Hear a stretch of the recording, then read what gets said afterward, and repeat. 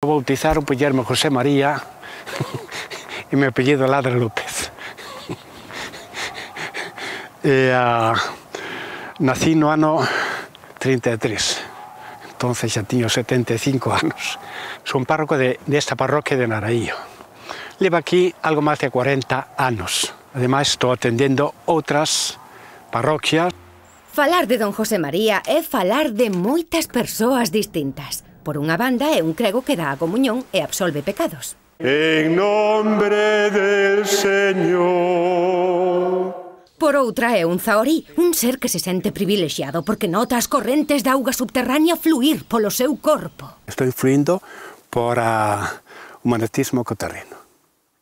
Pero, ollo, non falamos dun buscador de auga calquera, senón dun case profesional. Busquei moitos pozos nestos 44 anos sobre o 1350. É un don que Dios me deu.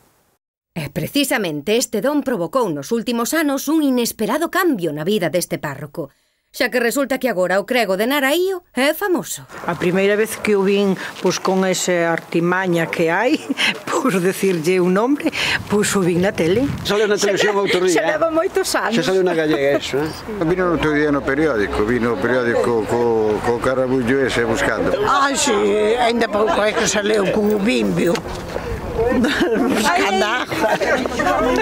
Pois será famoso porque cando saleu na televisión será famoso. No, pero este é máis famoso por todo. En todo e por todo. Pois ese fixo famoso por algo será. Para este crego, el non é un mero buscador de auga, un poceiro, senón alguén extraordinario. A palabra zahorí significa conocedor de cousas ocultas. O zahorí pode atopar auga, pode atopar minas, personas que nos falan hasta de encontrar cousas perdidas. E a distancia. Pode ser, por exemplo, un reloj que un perdeu. Aínda que todo isto poida parecer cousa de meigas, nin se lles ocorra dicirlle tal cousa a don José María. A meiguería é moi distinto desto. Isto é cousa... aquí é solamente ese sexto sentido, é un nivel perceptivo que ten que ir desarrollando a persona, un nivel superior. Este don sería solamente de un 2 ou un 3% das personas. Pero deixémonos de teorías e pasemos xa á práctica. Contenos, don José María, como fai vostede para atopar auga? Para chegar a un sitio, a un campo, entonces o que faigo, primeiro, levo unha ou dúas varitas que a veces me rompen facilmente. Entonces, coa varita, collo a varita, empezo a traballar. Shhh, non fagan ruido que o poden desconcentrar. Concentración é algo esencial neste caso. Sin concentración, eu generalmente cando estou traballando non falo. Nin tomo nin café, nin nada que me poida afectar. Ao poñerme no sitio, eu sujeto con todo, pero se vai sola. Arredemo, a variña semella ter vida propia. Estamos no manantial e o que faigo agora, collo un péndulo que é unha aleación de metales. Cando estamos encima do manantial, isto gira solo. Isto gira solo. Que isto podría dar sobre 1.800 litros, 1.800, 2.000 litros ao día.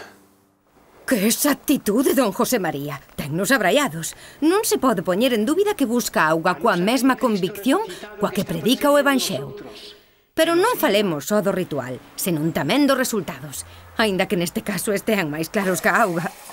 Este Alfonso, el me pideu que lle buscara agua, entonces vin hasta aquí, vine na finca, e aquí encontrei este manantial. Dixeme, onde quero o pozo máis ou menos? Dixeme, bueno, así por aquí se hai manantial, por aquí e tal.